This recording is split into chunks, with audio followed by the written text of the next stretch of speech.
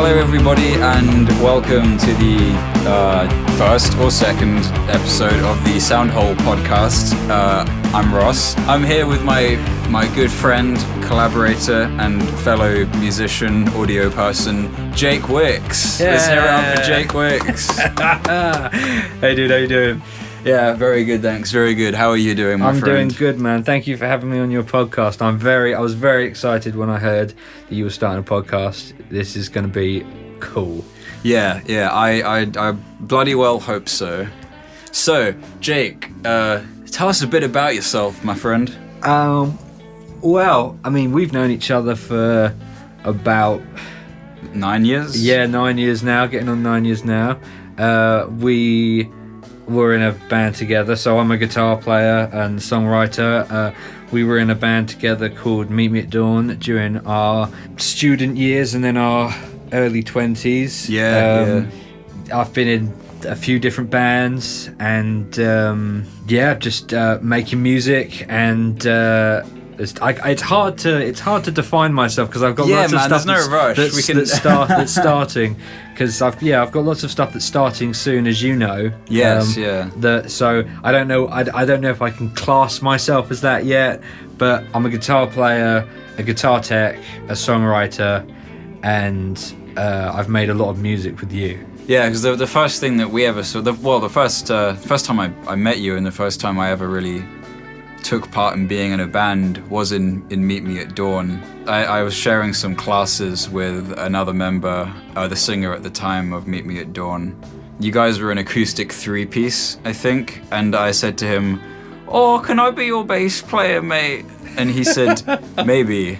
I didn't find this out till a lot later that he wasn't like, yeah, because from my point of view, it was like, oh yeah, it was a fun time. Yeah, we've kind of just gone from there, really, haven't we? We haven't really stopped since then. We've just been doing stuff. Yeah. I mean, because we kept that band going for a good few years. I can't remember when it ended. Well, it ended when I was in my last year at university. So I think it went on for a good 5 years. I think it was a good solid 5 odd years of Meet Me at Dawn. And it was a good time. I feel like, it was our first band. It was your kind of classic student band. We didn't necessarily know what we were doing, but I think we did all right. Considered. I think personally, I think of it as a student band. We didn't know what we were doing, and we accidentally achieved more than we were expecting.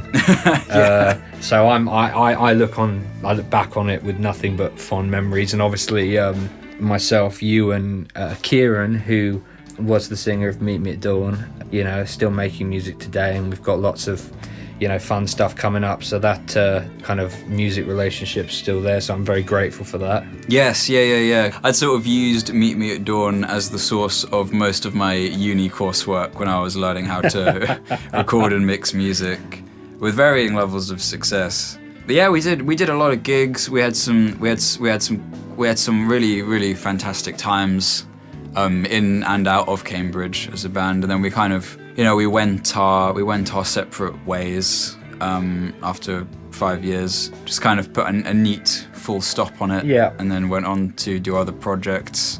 But then recently we've been working on a brand new music project with Kieran and a potential drummer. Please, dear Lord, someone be our fucking drummer, please, Jesus Christ. For a little while now, and I'm very excited to see where it goes. It's very different to Meet Me at Dawn. If anybody, on the off chance anybody out there has heard any of our Meet Me at Dawn stuff, it's very different. Yeah, no, I'm very happy to be making music with you guys again, and there's definitely a set kind of musical working relationship there. Like, we work well together.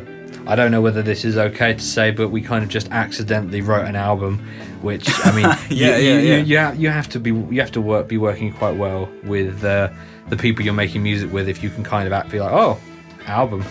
Yeah. I mean, I guess in some ways it might be odd for people to hear about it now, because I mean it's not finished by any means. But that being said, we sort of started just jamming together for the first time in years, and an album just sort of popped out very quickly.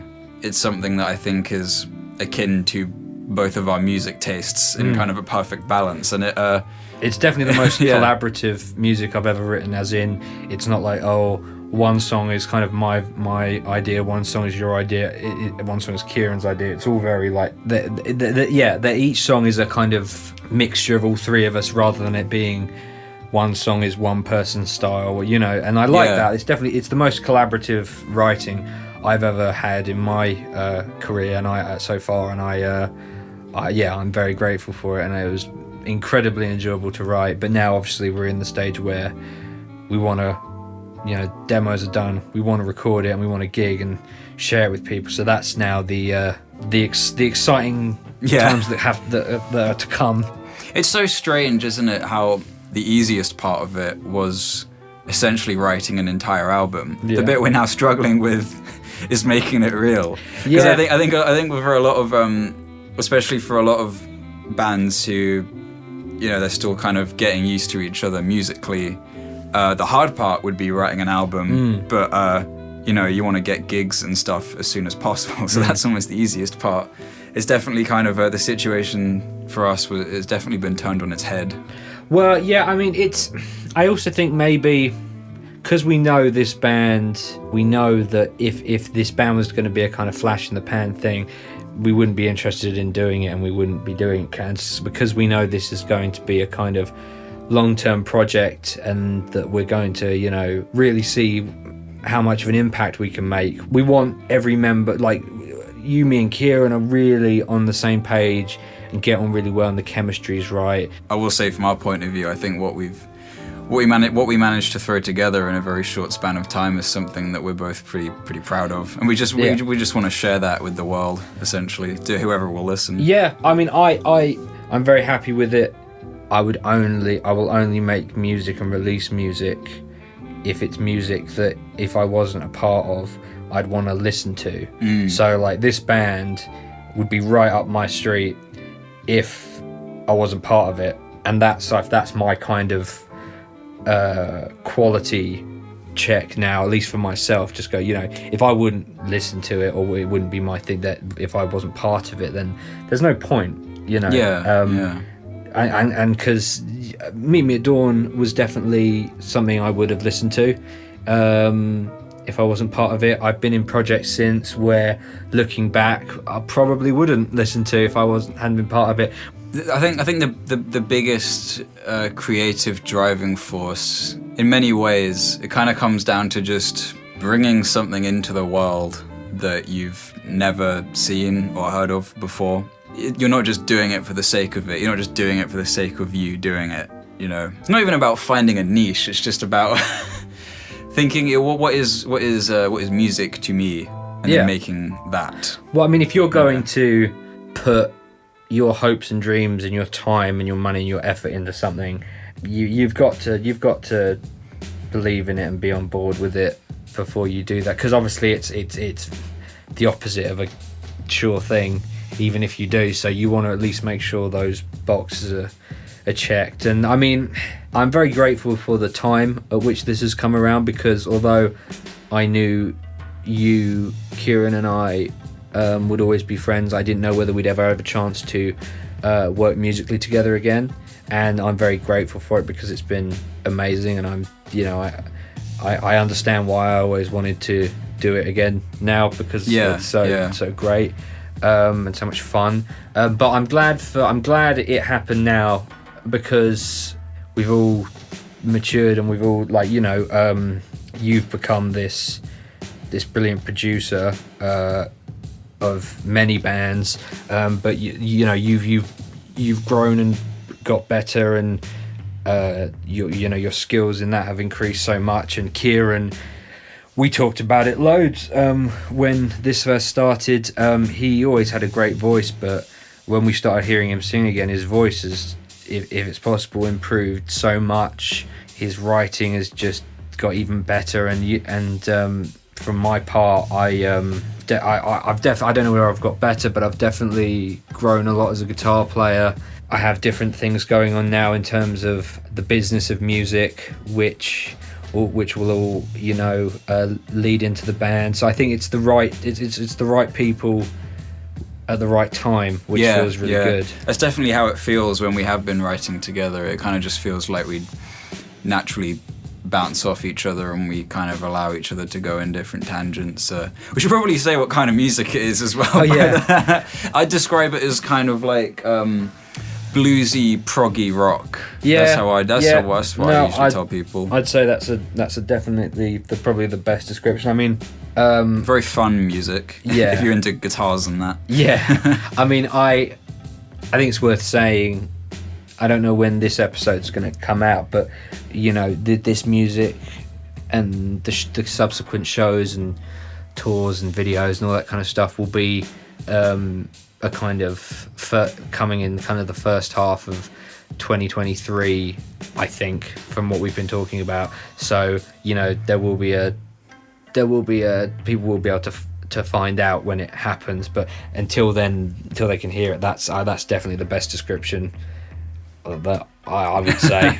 Yeah, I don't think we'll release anything to the world until we're 100% happy with it. Definitely. You know, there's that balance between being really precious with it and also wanting to show people. But it's been going very well, and I've very much enjoyed writing with you again. I feel like, I mean, because you talked about getting better as a musician, and I definitely feel like I've grown as a bass player in terms of like fulfilling the role of a bassist in a band. Well, I noticed you didn't describe yourself as a bass player at the beginning of this, and for people that don't know, Ross is literally the craziest bass player, the most awesome bass player. Like, he's definitely the best bass player I have ever seen play bass. Oh, thank you, man. Like, or ever heard play bass. It's definitely worth. There's a lot of stuff with him playing bass on there out already, and I'd recommend people check it out because I like being in a band with you because it encourages me to up my game, because my guitar needs to sit alongside your bass, and your bass prowess is not to be taken lightly. I feel the same way about your guitar playing though, man, because I mean, I think a really good part of being in a band with someone for a while is you kind of learn to play off each other's strengths and maybe weaknesses, if that's the right word. Because the thing is, for example, I don't really like playing guitar that much. And you obviously love it. And I've never... All right. But I mean, I like playing guitar. I mean, I like writing music on guitar. I've never really played guitar live. I've never really played guitar in a band. You're a good player, though. I've heard you play. I mean, obviously, it's like not comparing it to your bass because you're a phenomenal bass player, but you are a good guitar player. Thanks, man. I always feel like I want to pick up... When I pick up a guitar, it feels like I've gone on some holiday somewhere. And but it kind of feels like... Oh yeah, you know, this is cool, but I'm kind of looking forward to going home because I'm getting kind of tired of doing this holiday stuff. And then when I pick up the bass, it's like I've gone home. Yeah, no, that's what playing guitar feels like to me. No, I get that. But when I see you play guitar, I just like, man, I'd rather just hear Jake play guitar than me try and do it. Because you're a phenomenal guitar player. Well, thank you, man. I appreciate it. I love how this basically the first part of this podcast is just you and me sucking each other off. That's what friends are for. That's what friends are for. I mean, like, you know, it's worth saying because we've been very nice to each other. We're not actually friends. No, we're also kind of two people that each other trust to be honest if something isn't quite right. Like when we've recorded together, and you said stuff isn't right, I don't even hesitate because I know that, you know, we know each other. So as much as we're being very, very nice to each other, we also we're not only capable of being nice to each other. Something I was thinking about the other dick. Well, something I was thinking about the other day. It's just about producing, about recording music. So if you imagine, if you're trying to record or produce something, if you kind of imagine it like a sculptor carving something out of like a big block of marble. Yeah. Except the marble, and I'm not saying it's harder by any means, but it's as if the marble is thin air. Yeah, oh yeah. So to know when something is right or wrong, it's really down to interpretation. What always speaks, though, is quality. Like quality always speaks for itself. And it's not necessarily anything to do with very tangible things like guitar tone or, you know, what microphone you're using. These things are all important, but it's not necessarily about that. And it's not even necessarily about the musical prowess or the dexterity of the takes being recorded. It's more just about this sort of intangible quality and just knowing when things are right. Because from a producing point of view, I love things like Periphery. Oh yeah. Where it's just awesome. It's like a lot of what they do is just pure perfection, and it's just incredible. But then I also love things like one of my favorite albums is Rid of Me by PJ Harvey, which is recorded by Steve Albini. And I mean, I wasn't fucking there. This was before I was born, but I love that album, and because it's really just a wonderful, very dynamic, very untouched recording of the band just playing together. And it sounds absolutely awesome. Yeah. And I mean, you know, it's this very hands-off approach that really worked for the album, where they just get the most intense recording possible. And it doesn't matter if like, oh, it's sped up a bit there. Yeah. Or, you know what I mean? It's more just about, this is the sound in my head. I mean, I grew up on stuff like Cream and Free and Zeppelin. Zeppelin. You know, and the thing is, like, specifically Free, they had a piano player, and the bassist and the guitar player tuned their instruments to the piano player, and the piano wasn't perfectly tuned, but they were all in tune with each other. Really? Yeah. They tuned to the piano and didn't sound wrong because they were all playing together, and it sounds amazing.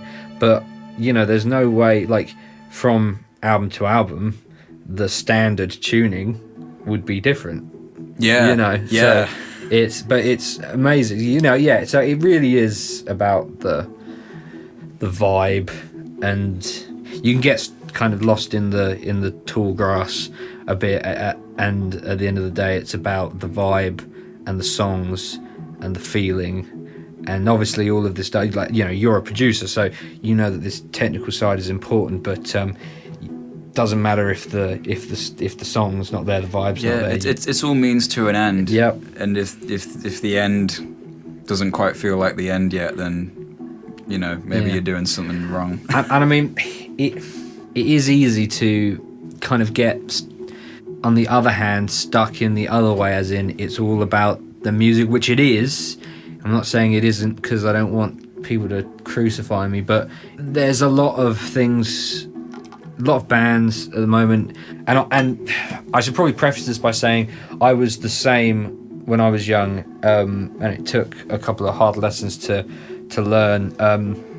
Unfortunately, the music business is a business, and there is a business side to it, and you can make the best album ever, best single, and sometimes there's just a random thing where there's no push, no PR, no nothing, and it gets picked up and it becomes massive. But that's incredibly rare. Yeah. And for years I was very much of the mind, like, it's all about the music. I don't want anything to do with like business in music. Business should have no place in music. I don't like it. That's not right.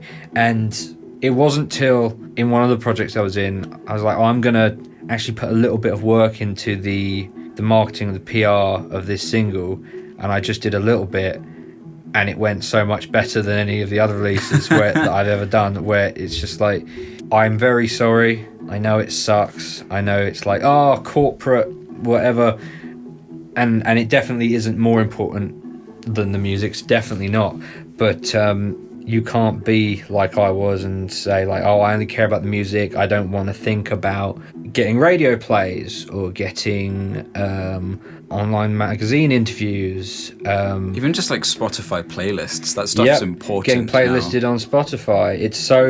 It's not that, it isn't that difficult, as in, like, I could explain to you very simply on how you'd go about getting onto a Spotify playlist, but it doesn't necessarily happen. But you have to at least try. Like, you have to show up. Yeah. It's definitely not going to happen if you don't try and do it. Yeah. You know. I guess it, because on the other hand, so many bands, so many musicians, so many anything really, and whatever you want to do, it's so easy to kind of, you know, you spend ages working on something, say it's an album, a single, whatever the hell, and you're doing gigs, etc., and maybe you're sharing live footage of your gigs or, you know, pictures, that kind of thing, making posts sometimes. And then your album or whatever comes out on streaming services, on CD, on vinyl even. Yeah. And you make like a post about it. Yeah. And then you wonder why it doesn't go viral. Oh yeah. I mean, from the musician's perspective, you would think that like if it truly is great and you truly did work really hard on it and it's very honest and inspired but new and intriguing at the same time, you'd think if it had all these qualities that it would just go so far. Yeah. Do you know how many new songs are uploaded to Spotify every day? How many? I think, I don't quote me on this, but I think it's something like 30,000 or something stupid like that. Wow. So it's just like, how special do you think you are? Like, I'm sorry, like, like... It's the reality of it, but on the other side of the coin, think of all the great music out there that we will simply never hear. Oh, yeah. Because it wasn't pushed. Yeah, it's the thing, you know, you can do all the stuff right. You can care about PR and marketing and booking gigs and, you know, all that kind of stuff. And you can still go nowhere, but it's about entering the race, giving yourself the best chance. Oh, yeah. Yeah, the whole thing about a band doing like, oh, our album's out. Okay, why the hell should we care about it? Yeah, even if it's the greatest thing ever, because the thing is, like, you know, if it truly does demand that people care about it, then I'm sure they will if they hear it, but they have to hear it in the first place. Well, yeah, I mean, sometimes you get these organic things which are really rare, where someone puts out a song and it just gets picked up for some reason, it becomes massive, but you can't expect that. You can't expect that. It's less of a lottery than you think, because the thing is as well, especially if you've self-produced something, or a small group of people has self-produced something like an album, say, and when it comes out, when it's finished and it comes out, almost subconsciously you really want that to be the full stop.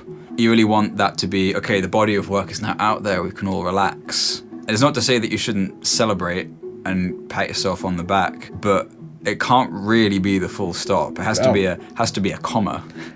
I mean, like, yeah, it really. I mean, I think people see the music business as a dilution of the music. If you do it right, it's not the case. Like, when you're up on stage playing, like, don't worry about the music, don't worry about the business, it's fine. Like, focus on the music, have a good time, interact with your fans, play your ass off. But, like, okay, I'm releasing a single, why should you care? Or how are you even going to hear about it? Like, your friend group is only so big, etc. Like, there is so much that you can do if you're so passionate about it that you want to try and quote unquote go for it. You need to, and like I said, I made that mistake for years, and I found it so stressful. I was like, oh, I don't want to hear about it. I don't want to know. It's not music. It's talking about applying to PRS for music so that you can get your radio royalties and your live royalties, and it's, I don't know, boosting Facebook posts, and it's, you know, it's not mute. That's not doing music, but it is. Like, yeah, it is. Unless you're one of the massive artists who makes millions and millions and millions. If you know an artist who plays reasonable sized venues and makes a living, it's not a millionaire, makes a living off of music, they are doing this. They are putting as much effort into the business of music as they are the actual music itself. And even if they're not personally, hard-working, lovely people are. Oh, exactly. Well, that's, yeah, when you get to a certain stage, obviously you can pay people to do it, and that's brilliant. But it's like, how many kids want to be an astronaut? Like, they don't dream about doing all the training and all the hard work and the years of not being an astronaut, doing the training to find out whether they can even be an astronaut. They dream about being on the moon or being in space. But if they aspire to it enough and they will love it enough, they'll put their heart and soul into the training. It's just an example, but to get there. I think that's a very good example as well, because most of them could still end up doing something, I don't know, they write some code that even allows them to do that in the first place. Yeah. Do you know what I mean? Yeah. So, I mean, Dude, I'm not a fucking astronaut. I don't know how this shit works. They could be an aerospace engineer. Yeah. And they could build the tools that allow us to go forth. They might not be the one leaving the footprints on Mars, but they might as well be. Yeah, but this is the thing. Like to relate it, make it really simple, and really relate it back to music.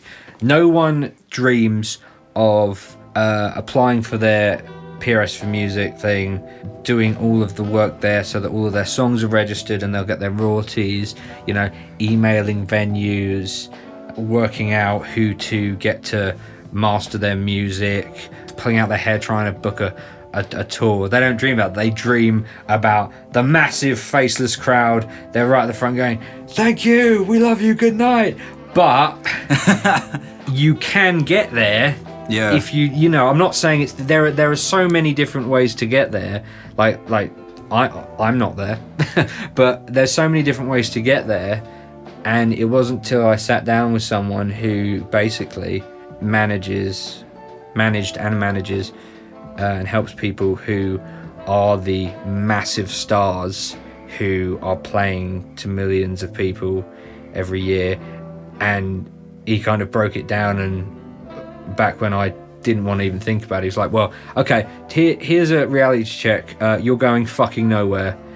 Give up now. Jesus. If you're not going to do it, if you're not going to put this much effort in, like, how I question how much you love it if you're not willing to do this.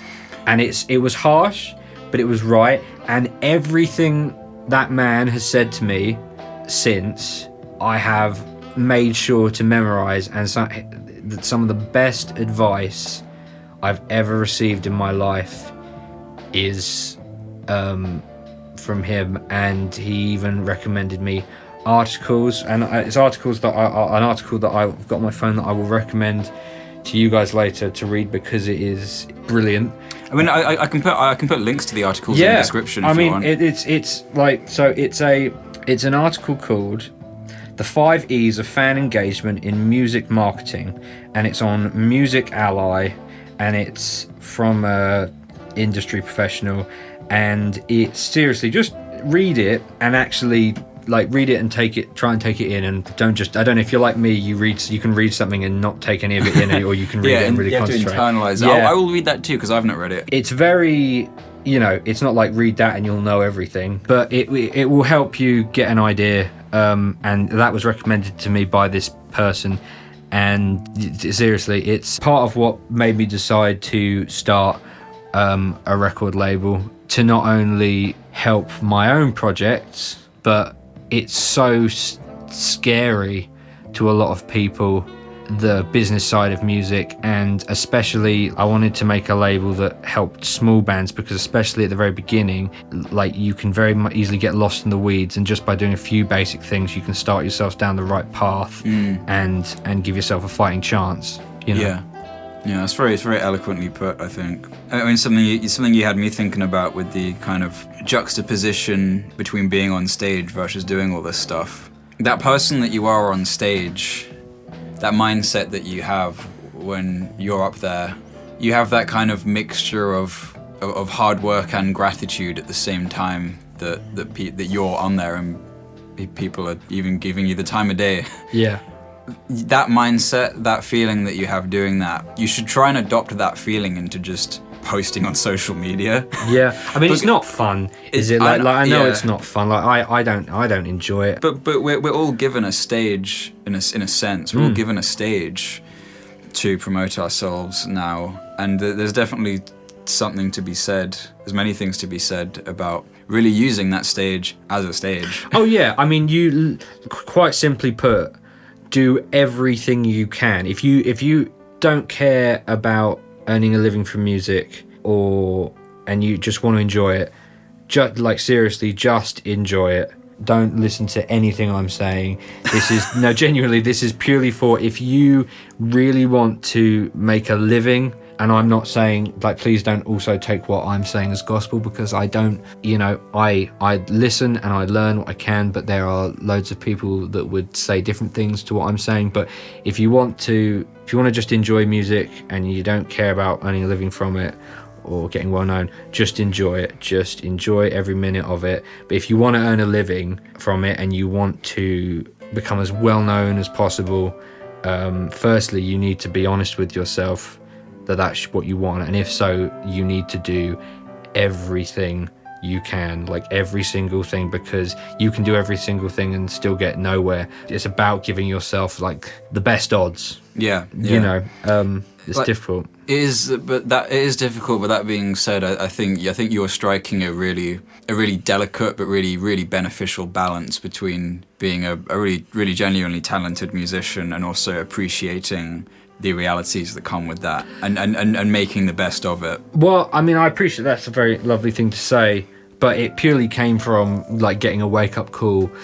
And like I said, I mean, no one will know who I am, but I'm they will. If they listen to this, they'll at least know me from this, but they won't know who I am. But for years, I didn't care about music business. Then I started taking it more seriously, slowly started adopting it into my project, started seeing some, you know, oh, that release went better than the last release, and I did more. It's like, you know, and it's not a put more effort in and it will go better. It does it. It's not simple, and so I just started to try and learn as much as I could about the business side of music. I luckily have someone I know who is a insanely talented industry professional who has worked with artists that you will all know. You know, I don't see them very often, but when I do, picking his brain as much as possible. And I genuinely remember every conversation I've had with him. It got to the point where I didn't want to just help my projects with it, but I would see a band and be like, they are great, they are brilliant, see them live. You know, you like to support local music, so you go to the show, you buy the ticket, you know, maybe buy some merch, then you go, oh, you know, I'll like their social media, go onto their social media, and you just go, what I've just seen does not correlate with what I'm seeing on social media. There is nothing here, there is no excitement, no energy, no interest, no effort, you know. And it's not just on social media, you know, you do a release and you get play, you know, they get interviewed at their local radio station. There's no, you know, online magazine interviews. There's no kind of interesting social media around it. And so I just thought, you know, to start a label to specifically help small bands to go, the idea of this label is that you eventually leave this label to either because you don't need it anymore or because you're getting signed by a bigger label. The idea of it is that you leave. So for however long you need it, you know, it's not the kind of classic record label thing where it's like, hey, you're signed, we're going to give you some money, you're in debt now. It's come to me with an album or a single or whatever, I will help you release it. We're not going to be splitting the profits 50-50 because that frankly to me is criminal. And the 360 deals that big labels, little labels have started doing recently, where they'll take money from merch, it's criminal, and they should, in my opinion, be ashamed of themselves.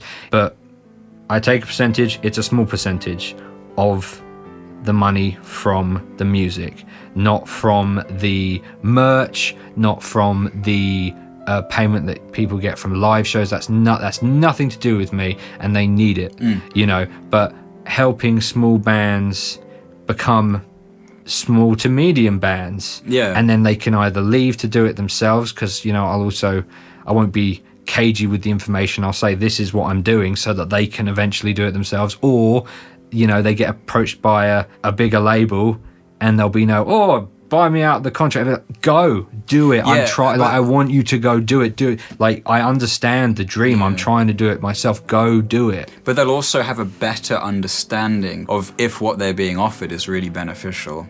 I mean, I hear stuff all the time about deals people have done or help, quote unquote, they're getting, and it's just, I just hear it and I go, well, it's either really not worth the money you're paying, or it's literally nothing. And you're like, people that really don't need money taken from them unnecessarily are small independent artists or bands.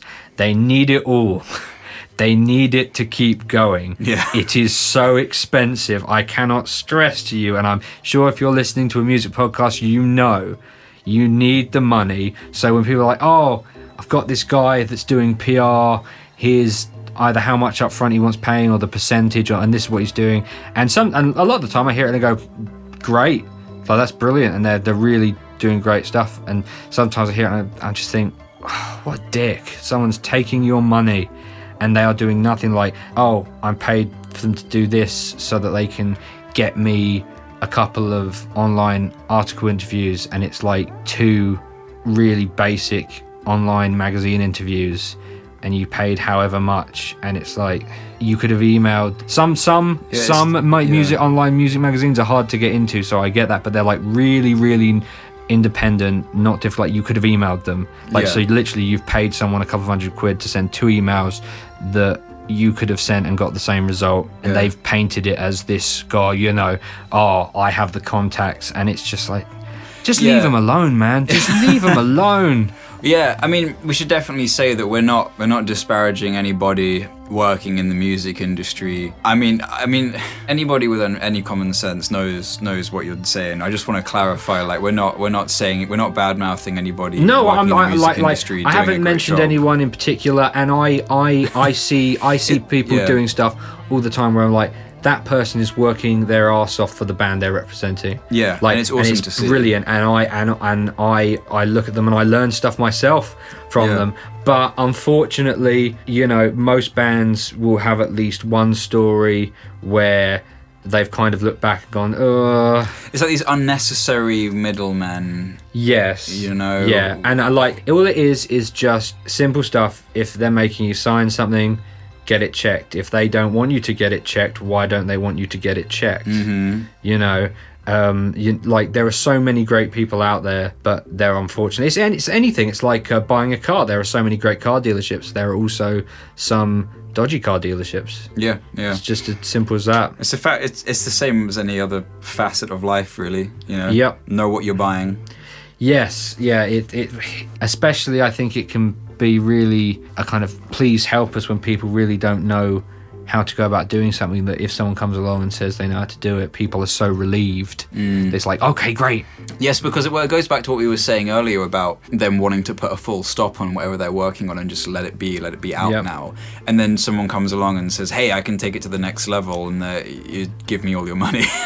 Yeah. But I think what you want to do is really genuinely courageous, because it really sounds like a network of bands who really care about what they're doing, and just being a part of it will benefit them and benefit everybody involved. Yeah, I mean, also, I just like to point out, I'm not saying, by the way, that if someone comes to you and offers you a service and it's expensive, they're trying to do you out of money. Like, I'm aware of a lot of bands that have used a service or someone that are expensive, and it's been worth every penny. I've also known people that have used cheap ones and it been a rip-off. You know, it's not as simple as that. Yeah, it's not black and white. It's not black and white. These are all grey. Everything we've talked about, they're all grey areas. They are, yeah. It genuinely is really difficult, and this is why, part of another reason why I wanted to start my label, just to really try and like be as transparent as possible. I'm not making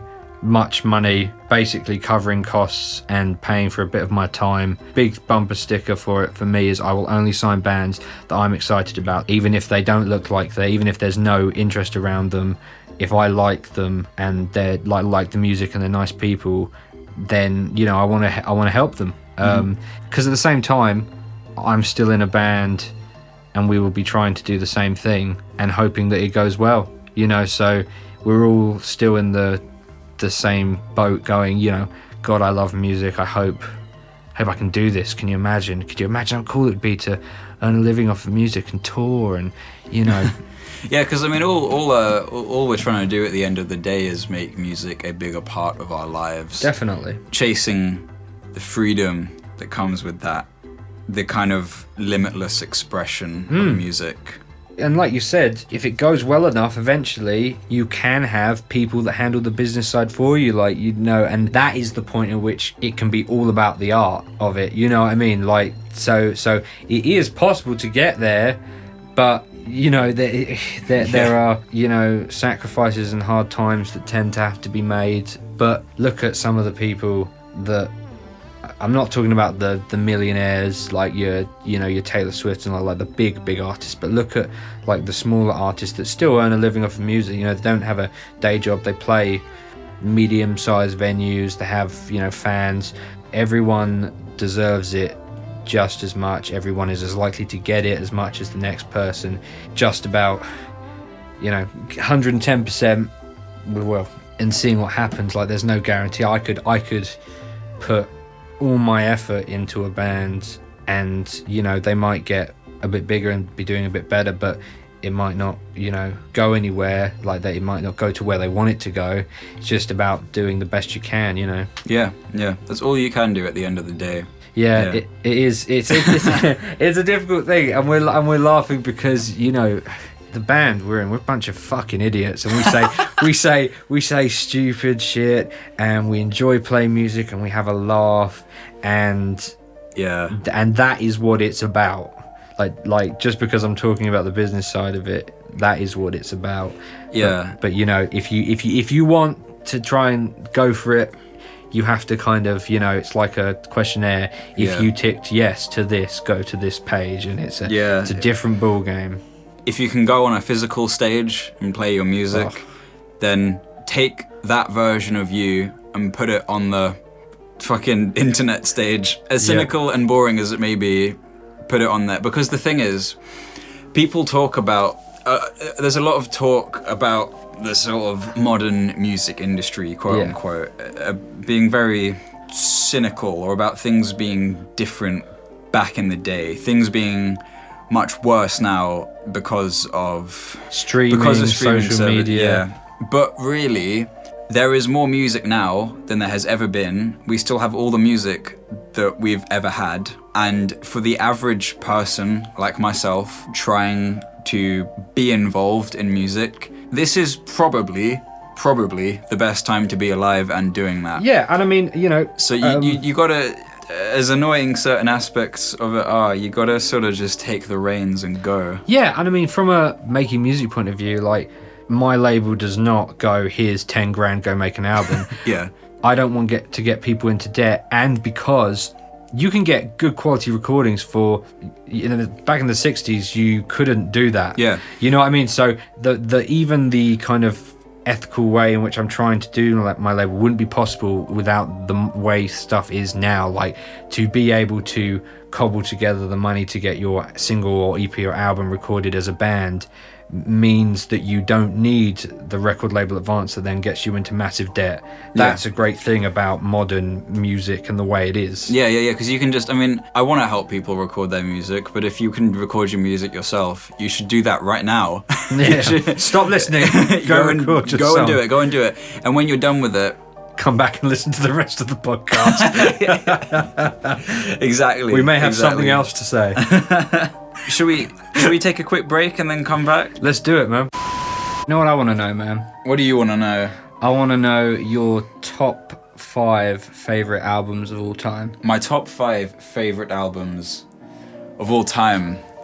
I mean, you know, everyone says when asked their favourite things, they forget all their favourite things. But I will reel off some albums which are very special to me. Yeah. I'll just stream of consciousness, very special albums. Let's do it. First one that very just naturally comes to mind. I love the album Fetch the Bolt Cutters by Fiona Apple. Okay. I mean, I think Fiona Apple's brilliant, and I think that record, I don't know, man, that record just fills me with enthusiasm and hope and musical excitement, and I'll never get bored of listening to that album. Okay, cool. God, what else? I'm looking at my there's records. I know you. There's got to be a Tool album in there. I'm sorry. There's got to be. There's got to be. Surely. Again, I don't want to spend too much time thinking about it because otherwise I'll give weirdly cold, calculated answers. Maybe. Next one that just popped into my head. I love the album Actor by St. Vincent. Okay. Yeah. Great shout. Nothing sounds quite like that to me. Her voice is just spectacular. Awesome grungy sort of production on that. The drums sound immaculately trashy, and the way everything fits together tonally is just brilliant. Other albums. Again, peering over at the record collection. Soundtracks for the Blind by Swans. Not an album for a sunny day. Very fascinating album. If you're familiar with Swans and you've not heard that album, give that a listen. It's maybe not quite as palatable as the other two that I just listed, but yeah, that album is very special to me.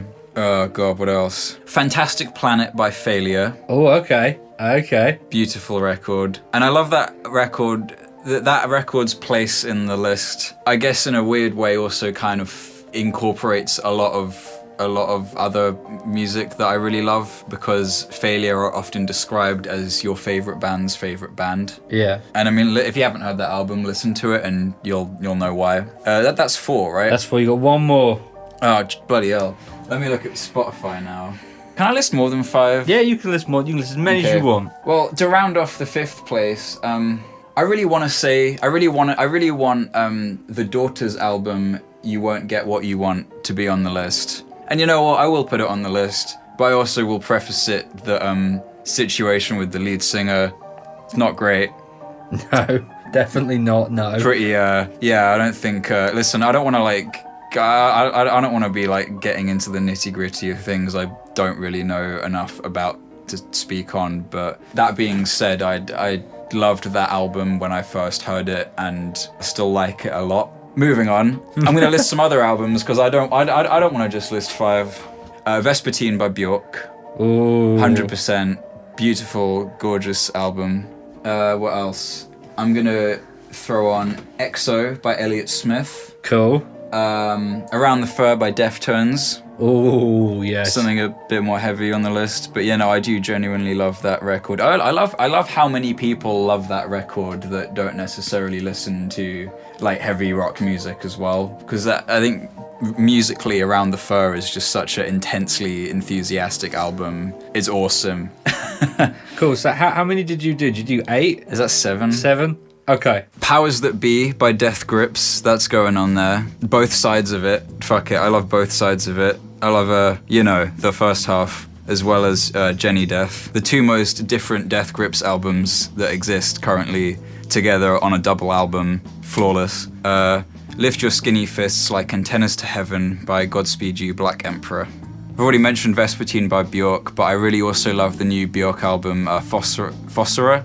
I love that album. I've given it a couple of spins so far, I'll give it many more. Also, 9 Inch Nails, Downward Spiral, The Fragile. I love diving into those albums every now and again. Also, I want to throw in a PJ Harvey album. I'm gonna go with Is This Desire. I wanted to put Rid of Me on there as well, but I feel like I can't give two slots to you PJ. You can do what you like, artist. man. Fine, whatever. Rid of Me and Is This Desire by PJ Harvey, my 2 favorite PJ Harvey albums. Love them both. Fantastic records. I love the sound of Rid of Me. I think I've literally mentioned that record on this episode earlier. But yeah, I love Rid of Me. And I love Is This Desire. It's just such a wonderful songwriting and wonderful experimentation on that album as well. Cool. I don't know how many albums I just listed. It doesn't really matter, but I love all those albums. Yeah, man. For various different reasons. And now, Jake, I would like to ask you what your favourite however many albums are. Well, your choices, to be fair, there are some awesome choices. Well, they're all awesome choices, but there are some on there that I really like. I'm going to start with Pawns and Kings by Alter Bridge, which is the new Alter Bridge album, which I've absolutely fallen in love with. I've been an Alter Bridge fan for well over a decade now, and I just think that it's amazing that, in my opinion, their best album is their 7th album, which has just come out, even though their first, their 2nd, 3rd, 4th, 5th and 6th albums were amazing. I think it's their 7th album, but either way, Pawns and Kings by Alter Bridge is the first one. It's their most progressive album so far, and it's absolutely awesome. I 100% agree. I just want to say, Jake introduced me to Alter Bridge. We're gonna go see them. We're seeing them at the O2, in December. I can't wait for that. Me too, man. Me too. I love Alter Bridge. You got to experience Alter Bridge, Mark Tremonti's guitar work and Miles Kennedy's vocals and guitar work live. Yeah, it's an experience. It really is. But yeah, so that, and then second album, completely different direction, August by Eric Clapton, which I believe came out in the 80s. people kind of tend, I think, to forget about it because of Journeyman, which was obviously a massive record for him. But August has got some killer songs, killer guitar work on it. It's. I would recommend anyone go listen to August by Eric Clapton. Great album. Next, I'd say Periphery 3 Select Difficulty. Yes, because it's just so good. I mean, God. Okay, the way the news goes, the riff is insane.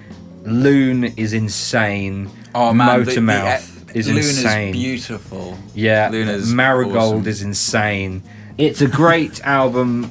Yeah, just if you haven't heard it, and you like heavy progressive music, it's a great album. Matt Halpern, in my opinion, is one of the best drummers of all time.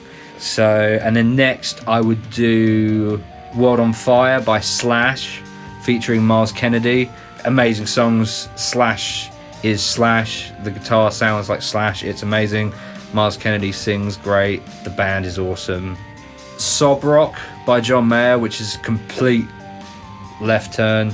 He conveys emotion incredibly well, and I've seen him live, and yeah, because of the rapper, it comes across quite comical, but the songs are no joke, and it is amazing, so I'd recommend that.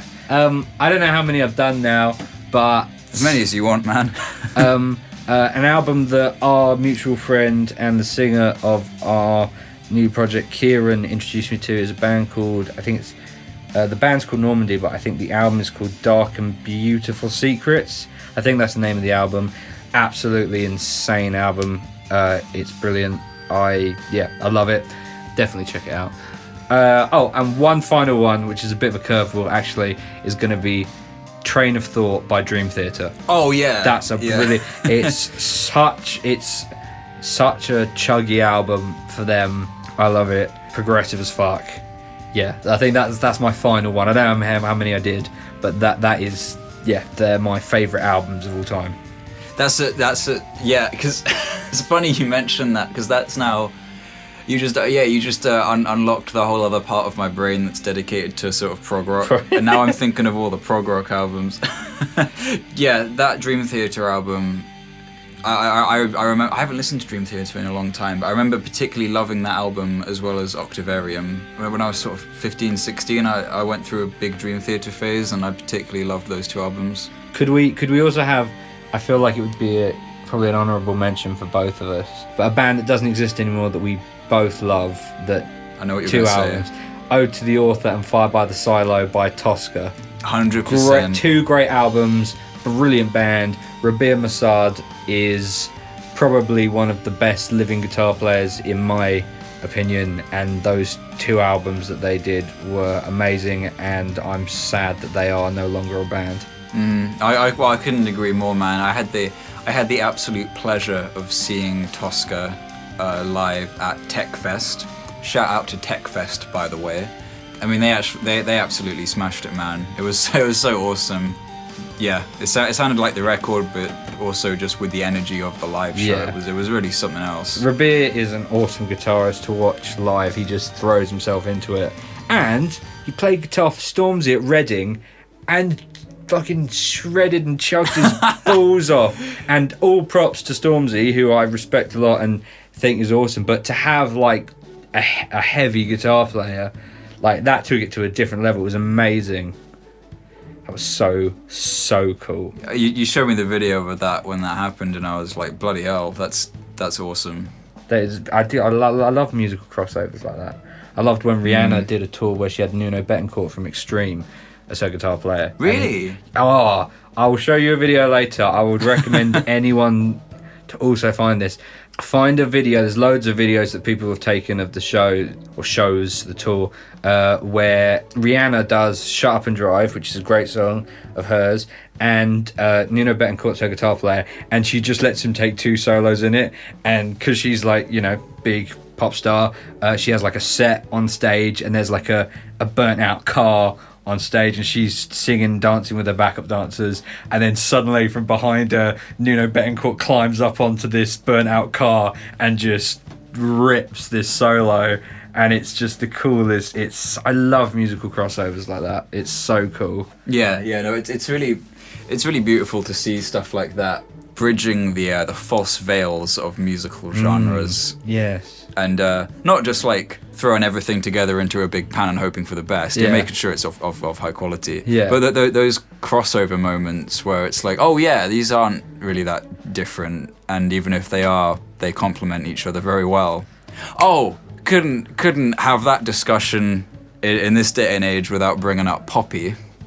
You ever listen to Poppy? No. You've listened to Poppy. Me and Kieran have shown you Poppy. Oh, okay, probably. I honestly, I say this with all due respect. I've probably just forgotten this. That's not a reflection on my opinion of the artist. I can't remember. No, it's okay. No one's listened to all the music that exists. Yeah, Poppy's awesome. Particularly the albums I Disagree, which is like it's like a pop metal album. Pop metal. It's awesome. It's fucking brilliant. And also the album Am I a Girl is really interesting. That album's really interesting to me because it starts out as like this really brilliantly produced and well put together. The whole thing is, but it starts off as this like sort of really great sort of pop album. Quite reminiscent of like early 2010s kind of pop stuff, and then it just sort of like suddenly kicks in all these like metal influences. That's cool. I'll have to listen to it again, see if I can remember it. Yeah, there's this kind of like, it's like this wonderfully jarring entry into like, there's just a couple of like metal bangers that are thrown into the album towards the end of it. It's fucking awesome. Just speaking of genre bending, Poppy is awesome. And also, because you were bringing up like prog rock and stuff, which is kind of a musical facet that I haven't really dived into for a long time. I listen to music in these kind of like weird sort of disparate groupings of not necessarily genre, but just sort of qualities that I like at the time. All these records that I love, they'll kind of like come and go in the front of my mind. But since you brought up prog rock, also Porcupine Tree. Porcupine Tree, brilliant band. Yeah. Deadwing. I like Deadwing's my Deadwing and Fear of a Blank Planet. I can't say that properly. Deadwing, Fear of a Blank Planet. Yeah. Awesome records. I love that we're just listing off records we have at this So point. if you're listening to this, like I promise you, if you write down the albums that we've listed that you haven't heard and just listen to them, hopefully you'll enjoy them. They are all very good albums. Oh god, there's so many. You know what? Fuck it. Just list off any other album that comes into your head that you love for any reason. Okay, as a band in general, Rival Sons. Another band in general, Dirty Honey. Any of the albums from either of those. Another band, a UK band, Inglorious. Insane singer. I've not heard of them. I'll check them. I'll check them out as well. Yeah, no, they're great. Miles Kennedy's solo project, which is awesome. He's got 2 albums out on that. Dorjay, which aren't a band anymore. Dorjay are a nostalgia band for us. They're awesome. God. Gary Clark Jr., great blues artist. Big one that I completely forgot to mention. Completely left field. Eminem, Recovery. Brilliant album. Fair play. Relapse. Great album. There are so many great albums. I would like to call out. Those are 2 albums, but there are songs that came out as recent as last year and as far back as, the beginning of his career that are amazing. He is the best lyricist I have ever heard. He is amazing. I'm not a guy that listens to a lot of rap. I listen to some Eminem, some Biggie, some MWA. Oh my god. But seriously, Eminem, insane lyricist. Fair play, man. I had some Eminem phases back in the day. Maybe I ought to check out his newer stuff because I just haven't really listened to it. I had that phase too, man. I remember. I remember when I was 12. I'm saying I'm ignorant, and I should give them a listen. I think I will do that. Going into hip hop though, I love A Tribe Called Quest. Absolutely love A Tribe Called Quest. Mad Villain. Any other records of note in your personal life that you'd like to give a quick mention? No. No, that is more than all of my favourite albums. I mean, we could sit here all day. We literally, I feel I'm like sure- we've descended into just like yelling albums at people that listen to this, like, go listen to this. But they, hopefully you find a new band you like out of one of those, maybe more. Yeah, and if you don't go listening for any of the ones we mentioned, I hope that you at least recognize one of them and got that little rush of hearing something that you like also being liked by somebody else. Your face then, I thought you were going to get angry and be like, if you don't go and listen to at least one of the bands we recommended, I hope you like trip over. What do you not like music or something? You fucking idiot. Yeah, like. Oh, Jake, these guys don't like music. Go read a book, dickhead. Oh, bloody hell. Mezzanine by Massive Attack. Oh, fuck's sake. What a great album, but for fuck's sake. There's someone somewhere writing all this down, and they're like, oh, cool, like 5 bands from each. And now they've just got a sheet of A4, and they're like, shut up! Fuck it all. Wow, what else was there? There was other stuff we wanted to talk about. We were going to talk about things that happened while we were gigging. Oh yeah. Is there any interesting gig stories that you'd like to share? None, honestly. None that wouldn't end with me calling someone out. Probably. So I don't really want to do it because most of the funny things. We don't need to be opening any wounds here. I don't want to do that. I mean, I've been humorous anecdotes. Humorous anecdotes. I don't like all my funny moments have been with you and Kieran, and they're stupid in-jokes that would be really unfunny to listen to right now. That's okay. The entire episode me and Nathan did was basically just us going over each other's in-jokes, hoping other people might find it kind of funny. Well, I know we've done. This has been quite a. We've had quite a serious. This has been quite a serious episode, and we've laid down a lot of information and views. And I honestly do hope that, if someone was thinking about something, maybe something we said helped or made you feel better about it, or gave you an idea. And I know it's not been very funny, but hopefully it's helped. No, I'm serious. I was as you were saying that, I was thinking of like stuff from way back in the day when we were like 16. Oh god. Like, that's fine. I want to point out, because I don't mind this being in it, but I just want to point out that, I mean, people might be listening to this thinking I'm a dick, but I was a dick when I was 16. Not about being. So, listen, we were kids basically. Yeah, I'm not saying that I was a nasty person or anything. It's just I made some stupid judgment calls, and there are some, and I know exactly what you're about to say. So there was this one gig that we did. It wasn't bad. It was just funny. So we did this gig back in the day when we were in Meet Me at Dawn, and we were 16 at the time, and we played a show at another sixth form college's leaving prom, and we didn't really quite fit the vibe, because I mean really we were like, because they wanted to dance to Gangnam Style, and we were like, yeah, come hear some like heavy rock. Yeah, we were told there would be a stage, and I mean this is a school basically. It was a rugby club. It wasn't even a school. It was a rugby club. It was a football club, like social building. It had like a dance floor, a bar. Yeah, we were told there would be a stage. There was no such thing. People running the event kept on coming around and turning the guitar amps down and shit, and that was weird because then we just couldn't hear what was going on. And then we used to do this thing where we'd go off stage halfway through the set, and the lead singer at the time, he'd stay on and he'd play what was honestly a pretty great acoustic ballad just by himself, and then would come back on. But again, this wasn't really working with the vibe. So when we went off and he started doing his acoustic thing... This isn't Kieran, no, by the way. Bless him. This is still a lovely guy, by the way. Bless him. This girl came up to him and asked if we could stop.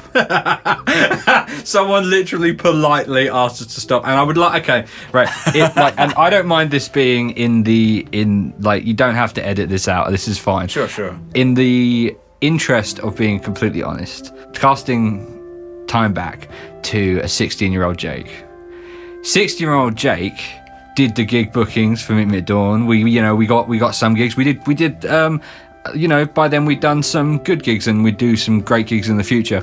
But so, 16-year-old Jake got asked to do this show. Got asked if the band he was in could do this show by a 16-year-old girl who he happened to like. And we've all done silly things for people we have a crush on.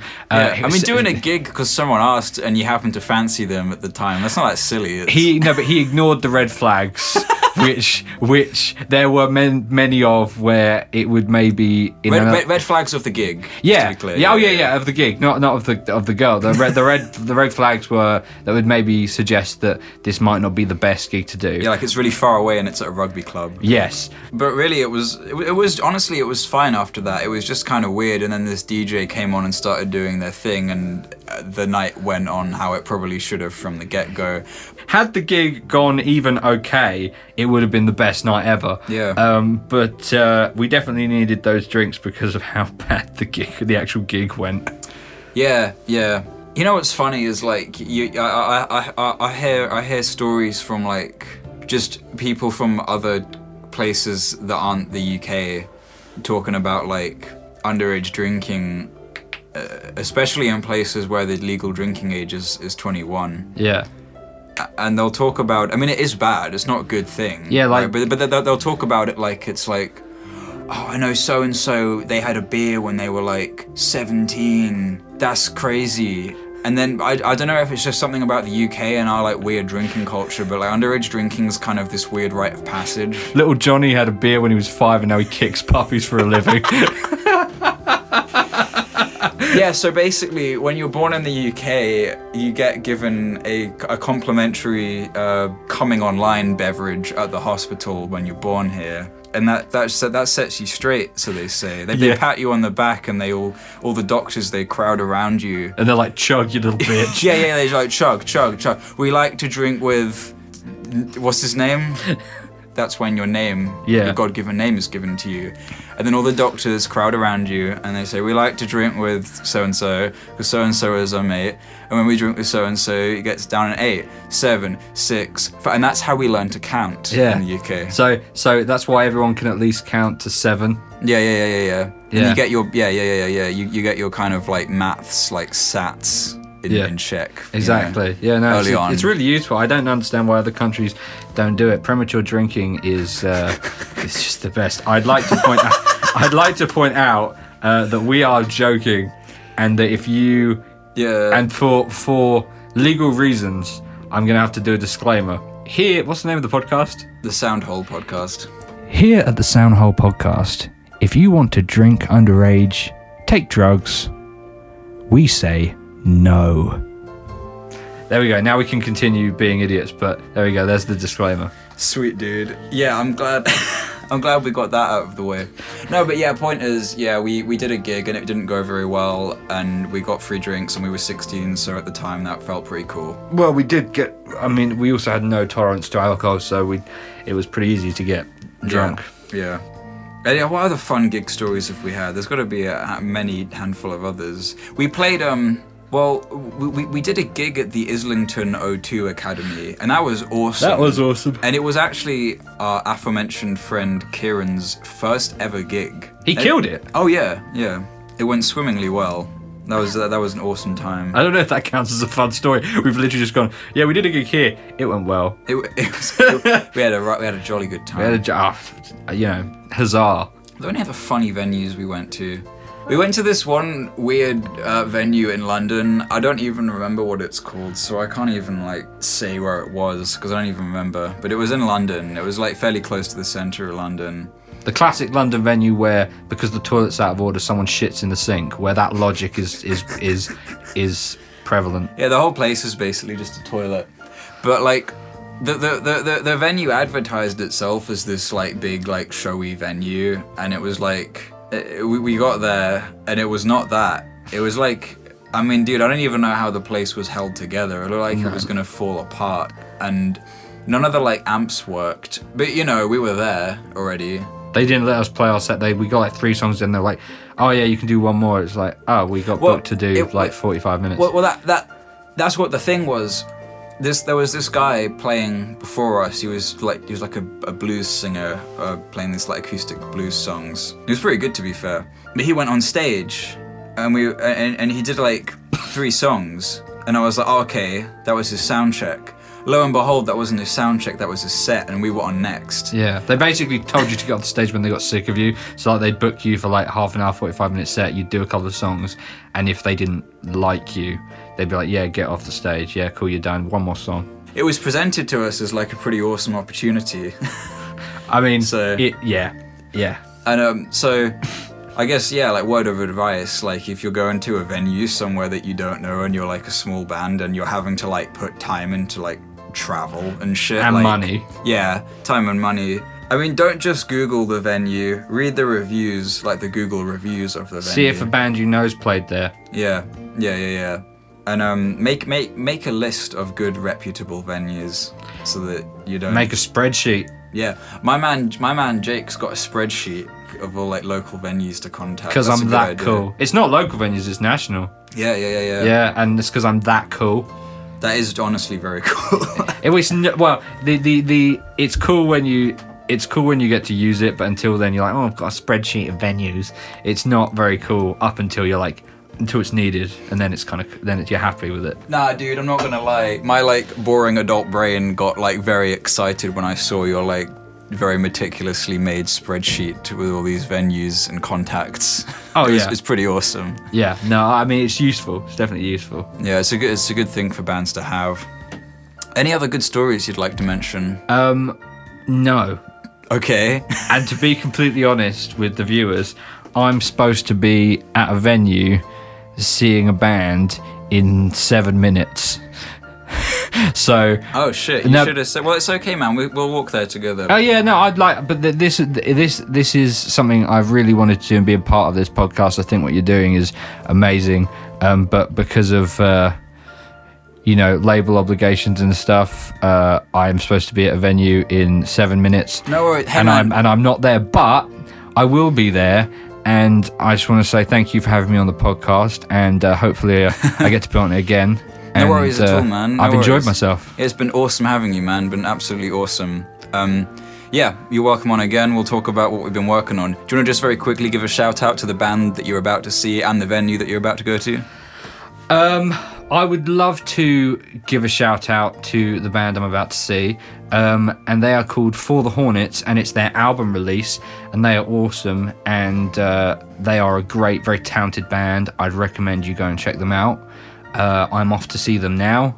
You're going to the 6-6 bar? Yeah, going to the 6-6 bar. Great Cambridge venue, like proper classic rock venue, but a good one. They have a lot of great artists going through there, so make sure to check for shows you want to go to there.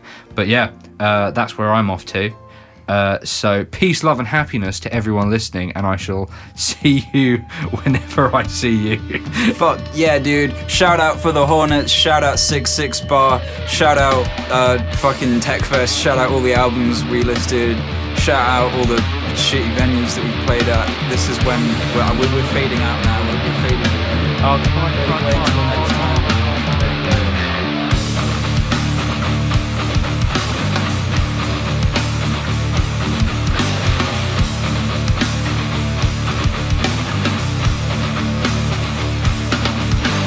Move to the music, my dear,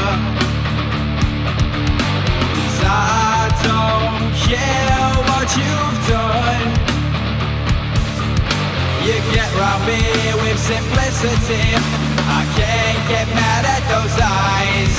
You cover your deception with words between your thighs. There used to be no price of innocence, but now I see that the price is you. The dance, my dear. Lie to them while you cut their throat. The dance, my dear. Distract them while you pick their pockets.